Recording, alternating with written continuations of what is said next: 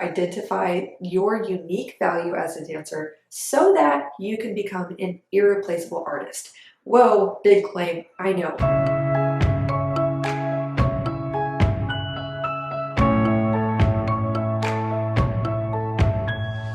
Hey there dancers, it's Kirsten from Twin Talks Ballet. Welcome back to my channel and welcome to another video centered around the topic of how to flourish as a dancer. So speaking of flourishing, how many of you guys feel like the thought of contemplating what makes me different? What makes me unique as a dancer? What do I uniquely have to offer? How many of you feel like just even thinking about that question just inspires all these thoughts like, huh, nothing makes you special. Actually, you don't matter. Actually, you have nothing unique to offer the world and you'll never be good enough. So just stop trying. Okay, so that was a little dramatic, but many of us, when we contemplate that question, what are my strengths? What makes me different? It triggers a lot of feelings of imposter syndrome, like we don't matter, like, we start to compare ourselves to other dancers and think, well, do I really have anything special going for me? Because I don't have the best technique.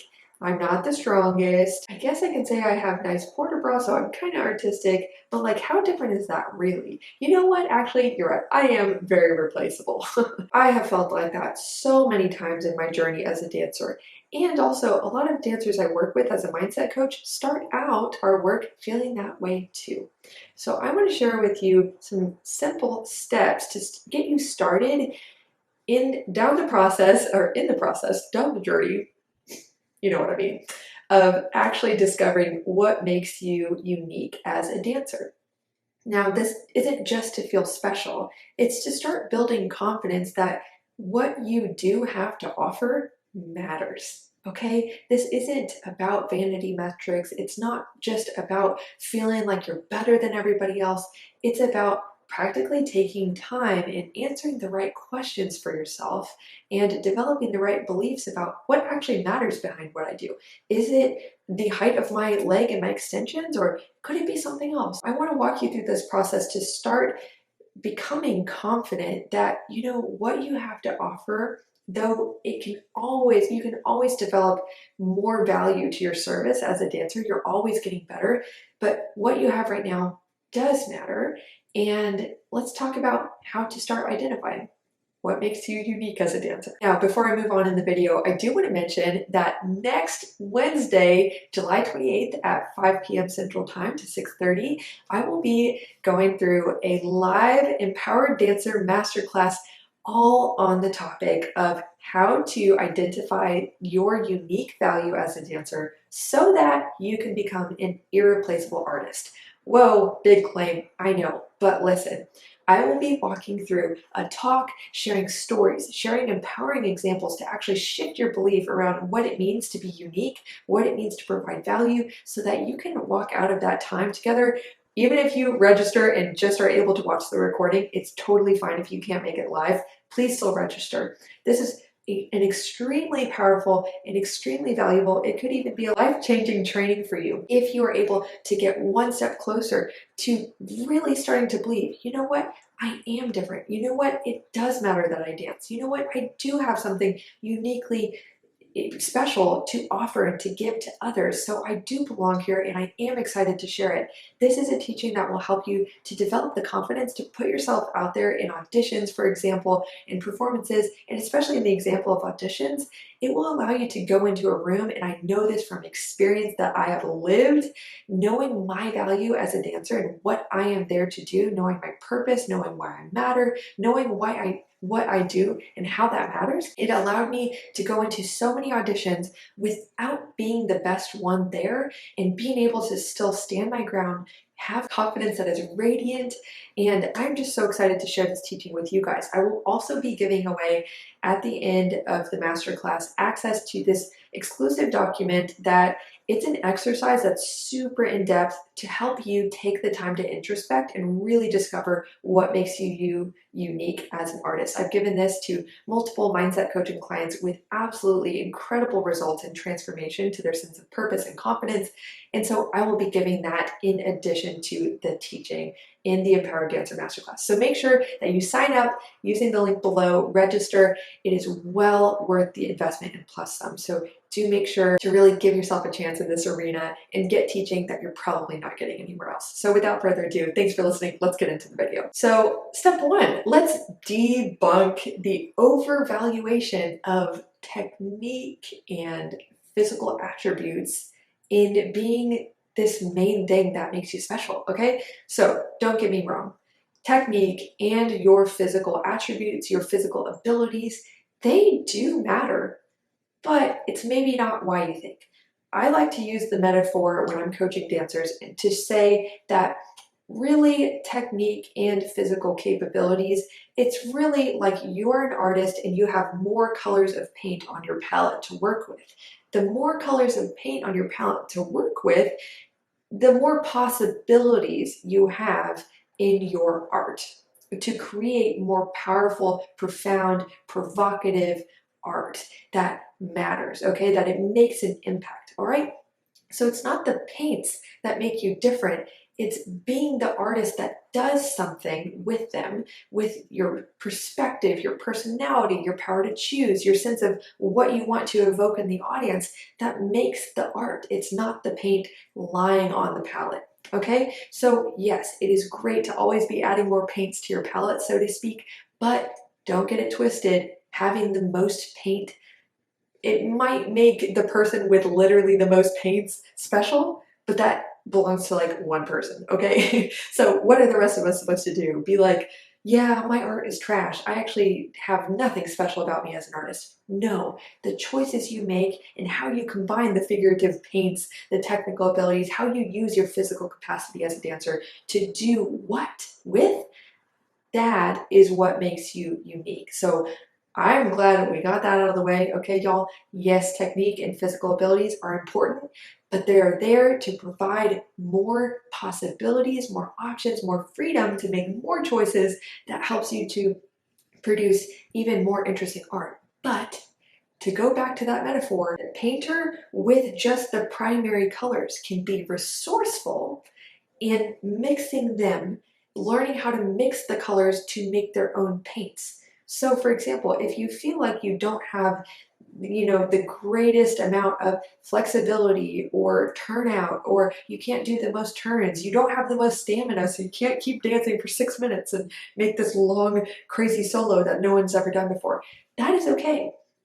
Start to think through that metaphor of mixing the paints. How can you be the artist that uses the basic colors? Maybe you just have a few basic things that you feel you are okay at as a dancer, and invite yourself to start thinking, how can I actually embrace the simple skill set I have right now to make interesting choices with what I do have to build something even more special than having all the paints handed to me? It's resourcefulness.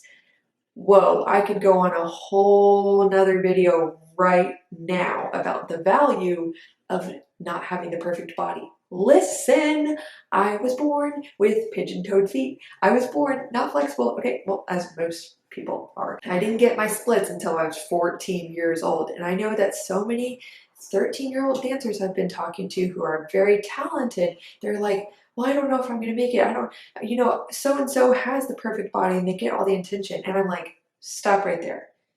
Some of the things that we call disadvantages are actually going to become our superpower, but only if we start using these things we call limitations, these things we call disadvantages, to tell a better story, to use them as a challenge to get creative, get resourceful, and produce better art. Have that perspective of, for example, the challenges I faced in having even decent technique as a dancer led me to be a very good ballet teacher, okay? Because I can see the students with knocked knees, with like very little natural turnout, who aren't flexible, who feel really awkward. I can look at them and be like, I was you, let me help you. And I know how, probably much better than a dancer who never had to fight through and think through, how do I achieve turnout when my hips are like this? It made me a better teacher. So that's just one example of I want to plant that seed in y'all's minds that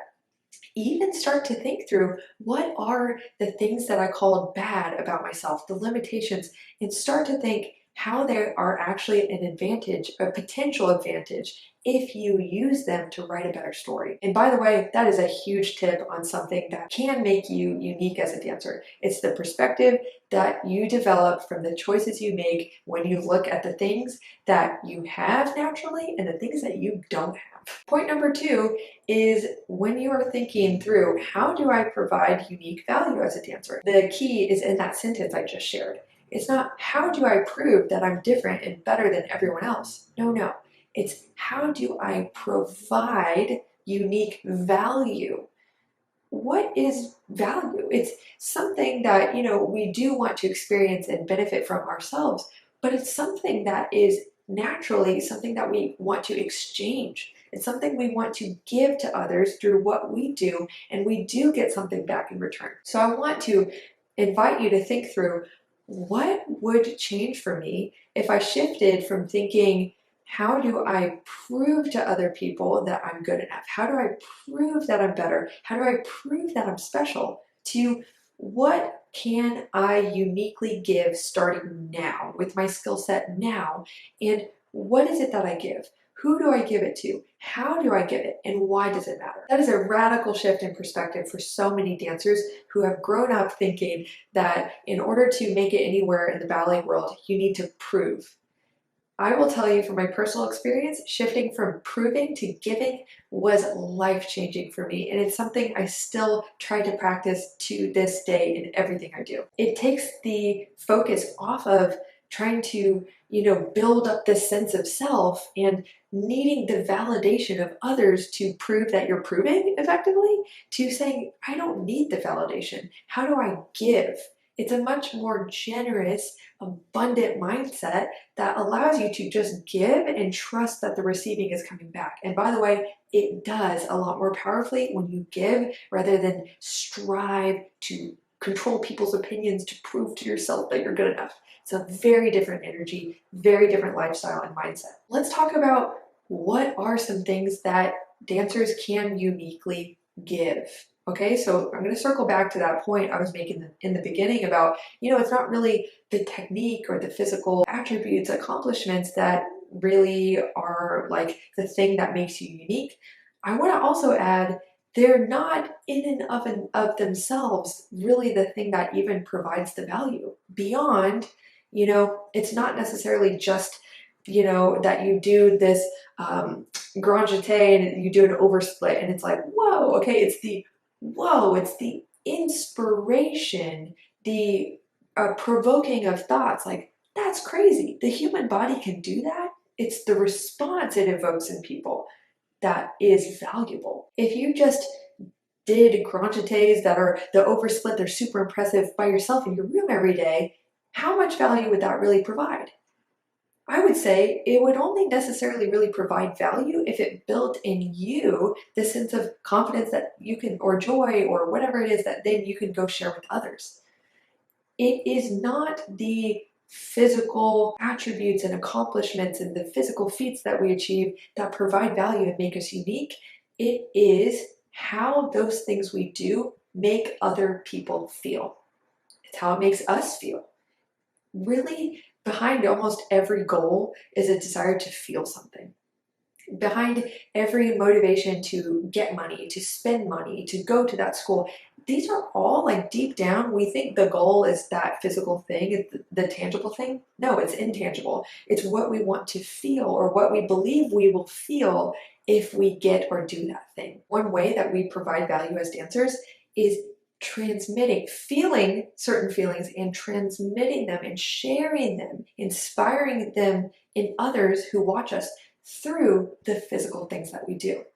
People wouldn't come to the ballet if it didn't make them feel something.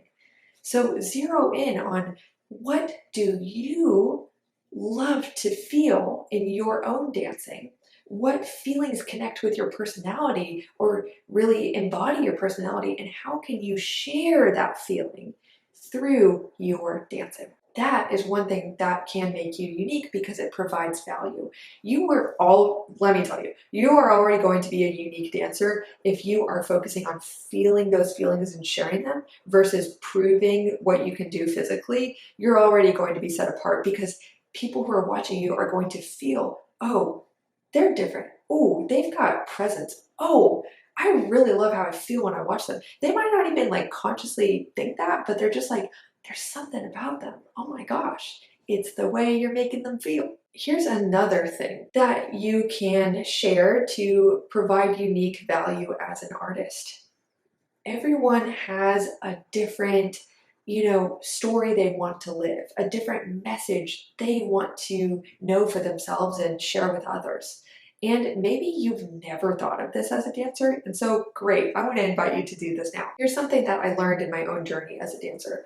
I realized that I could spend all my days in the studio in the rat race of trying to be better than everyone else to feel like I have value. Again, that's a rat race. You're never going to get there. And guess what? In that mindset, you're going to feel threatened and scared every time you walk into a new room. Why? Because you're not in control of who shows up in that room. You're not in control of who shows up to that audition. So if the way that you feel confident or that you feel uniquely valuable, if the way to getting that feeling is, I'm the best dancer in the room. Well, guess what? When you go into a new room, you're not in control of who shows up. So you're right to be scared that someone better than you can show up. And then guess what? Your sense of self is gone. Someone else took it from you. Your confidence deflated, gone. You're giving it away because you're basing your confidence in something you can't control. So instead, if you focus on the feelings you want to share, and secondarily, what I want to share with you is when you focus on the message that you want to share with others through your dancing, through the choices you make, through your artistry, through your energy, through your example of how you respond to mistakes, how you're standing around in the studio, how you talk to your peers, how you invite people in the community to watch you dance, whatever. It's not just as you dance, but who you are when you're not dancing, that shares a message. So what do I mean by a message? I'm going to share an example. It's really a purpose. For example, I really felt strongly connected because of the life circumstances I went through, my personality, what's important to me. I don't know. I just got to this place when I was on the cusp of being a professional dancer, auditioning, and then eventually becoming a professional. What really mattered to me, something I really wanted people around me to know, is that you don't have to wait to feel joy. You don't have to wait to feel confident. Stop, locking up your joy for another day when you finally feel good enough. When you finally feel like, "Oh, okay, I can appreciate that class. It was a good class because I did everything perfect." I wanted to exemplify through my choices, my being, every day I showed up in the studio, or also just I thought of this for the people that I was performing for or auditioning for. I wanted to exemplify confidence and joy in the face of not being the best one. When I wasn't the best one, I was like, great. There's something that even makes my mission more powerful because so often we notice that when dancers feel like the worst one in the group, their eyes shift around and their body language kind of goes like this. They stand in the back and they're like, oh, no, you go in front of me. And so instead, the way I started to live out that purpose was I want others to know, no, they can show up now. They can stand in their power now. They can feel joy and confidence, all that stuff. And so what I would do is I would just really work on my mindset to always be giving and sharing that message by exemplifying being in an audition and having that calmness and that peace and that confidence about me that wasn't, what's that word? Chauvinistic. It's not like arrogant. It's just, I'm here. I'm here and I'm okay, and I'm here to share. I loved exemplifying that, and I promise you, that set me apart in every room I was in. There was just something different about me. And I'm not unique in having this ability. I just get to share the idea with you, and I want to spur this line of thought on for you that it's not what you do, but the who behind it that matters, that provides value. The who, which is you, is different. There's only one of you. There will never be another one of you. And even if, For example, I'm sure there are so many people out there in the world who want to share the exact same message as me. They want to share that message that ready is a lie, waiting to feel ready is a lie, just go do it. I want to share that message of you can feel confident now. You don't have to wait to be perfect. You can belong in the front without having to be perfect, whatever it is. You can feel joy without being perfect, all this stuff. I'm not the only person in history or even in this current moment who's sharing that message, but I was the only one in my class, but I was the only one in my friend group, but I was the only one in that audition. I'm the only one in 2021 right here in my little social circle. And if there's another person sharing that message, awesome. They're a collaborator. They're a teammate, okay? We are better together. That's a totally different perspective than I have to be the only one in history to have my leg up at 180 degrees to be special. So to round off this discussion, I talked about focusing on the who and the choices you're making, the message you want to share, the feelings that you want to give others, the thoughts that you inspire others, the example you set. All these things are what I call the who behind the what. You, your personality, your being, what you're sharing, how you're impacting others behind the physical actions that you take as a dancer. I focused on shifting your mindset to focus on the who as being the thing that makes you unique and provides value rather than the what. And even further, it's not just who you are, but it's how you choose to express it. So examine, always think having that like giving mindset instead of how can I prove, how can I be the best, which is a judgment. How can I just give? How can I be generous? How can I make impact in my peer group through my example, my attitude? How can I make artistic choices that direct the focus of the audience to appreciate specific things about the choreography I'm doing with 8 other dancers?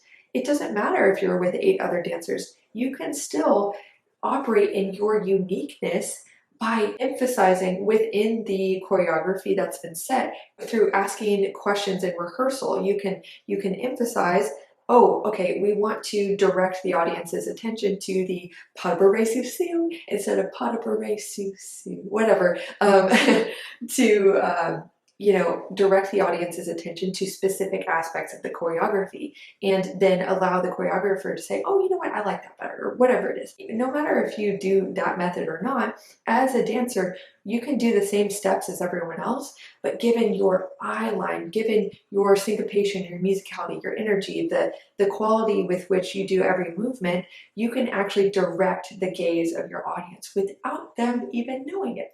So I had an example from a teacher that was super helpful for me to learn. She said, you can do a tombe pas de bourrée and look down over the foot. And when you do that, you are subconsciously going to direct the audience's focus to your foot. Or you can have your eyes out. You're going to direct their focus to this. You can emphasize the slide pas de bourrée, or you can go slide pas de bourrée. All these little things. We're doing technically the same movements, but you're directing the focus to appreciate something different. That is an example of artistic choices that make you unique. So dancers, I will go way more in depth in helping you specifically identify what makes you unique. These were all ideas, these are all concepts, but I'm going to go way more in depth on this in the next Empowered Dancer Masterclass, again happening July 28th at 5 p.m. Central Time. Even if you're watching this video in the future, you can still subscribe to the Empowered Dancer Masterclass to get access to the recording no matter when you register.